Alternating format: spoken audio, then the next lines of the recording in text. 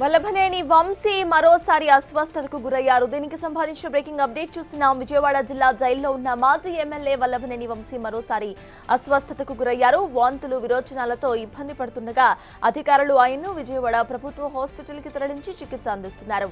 వంశీ ఆరోగ్య విషయంపై ఆయన కుటుంబ సభ్యులు ఆందోళన వ్యక్తం చేస్తున్నారు.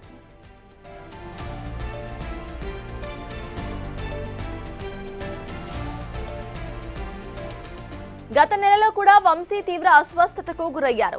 శ్వాసకోశ ఇబ్బంది తలెత్తడంతో ఆయుష్ హాస్పిటల్ కి తరలించి చికిత్స అందించారు. టెస్టులు జరుపగా ఊపిరితిత్తుల్లో ఇన్ఫెక్షన్స్ వల్ల నీరు చేరినట్టుగా గుర్తించారు. కోలుకున్న తర్వాత జూన్ 2న డిశ్చార్జ్ చేశారు.